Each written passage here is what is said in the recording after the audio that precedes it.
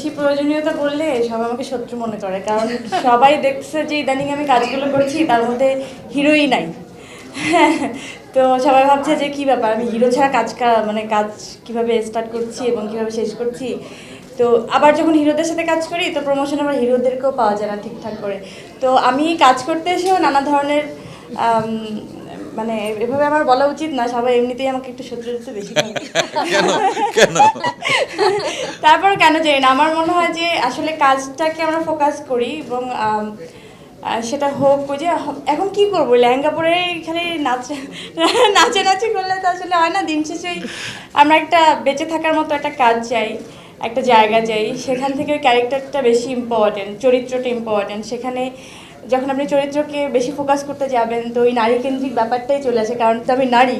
তো আমি ওই হয়েই কাজটা যখন করি তো আমার ভালো লাগে যে আমার এই টিমটার মধ্যে আমি প্রথমে ডিরেক্টর যখন মানে বললো যে একজন নারী ডিরেক্টর, তো আমি বললাম ঠিক আছে চলো, প্রথম ভরসাটা পাওয়া গেল। কেন পুরুষ হলে পরে করতে না?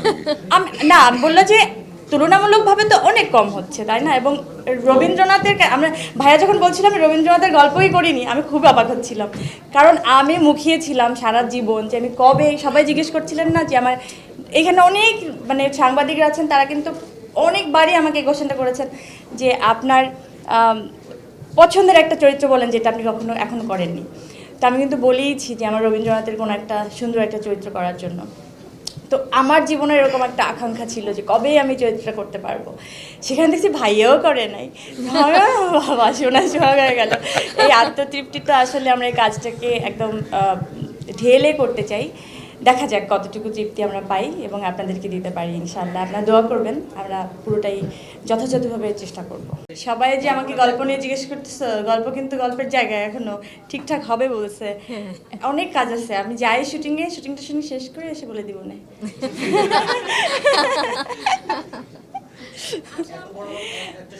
শোনো, পুরো একদম শুরু থেকেই আমি যেহেতু সাথে আছি, প্রত্যেকটি স্ক্রিপ্ট যখন যেরকমভাবেই হবে। এটা ভালো হয়েছে যে একদম শুরু থেকেই আমরা সাথে আছি। একদম পলিশ হয়ে যাওয়ার পরে যখন থাকতাম তখন হতো কি আমরা একদম শুরু থেকেই ওই ব্যাপারটা হয়তো সবার মধ্যে যেই ছোট ছোট বিষয়গুলো যেভাবে আসলে ডে বাই ডে ইমপ্রুভ হয় ওইটার সাথে আমরা থাকতে পারতাম না, একটা পলিশ জিনিস আমাদের কাছে এসে পৌঁছাতো। তো আমি খুবই হ্যাপি যে একদম শুরু থেকেই আমি আছি এটার সাথে। মোটেই পাচ্ছে না মনে হয়। দম শেষ হলো, তারপর বনলতা এক্সপ্রেসে করে একটা স্টেশনে নেমে এবার শাস্তি পেতে আসছি। হ্যাঁ, দুটো ছবি শেষ, এই ঈদেই রিলিজ হবে, দম এবং বনলতা এক্সপ্রেস। ও দুটো ছবি খুব ভালো হয়েছে আমার বিশ্বাস, কারণ ওখানে যারা আর্টিস্ট ছিলেন, কো আর্টিস্ট, আমি যাদের সঙ্গে কাজ করেছি, আমার নির্মাতা এবং টেকনিক্যাল টিম সবাই খুব চেষ্টা করেছে যে ভালো কাজ করার জন্য।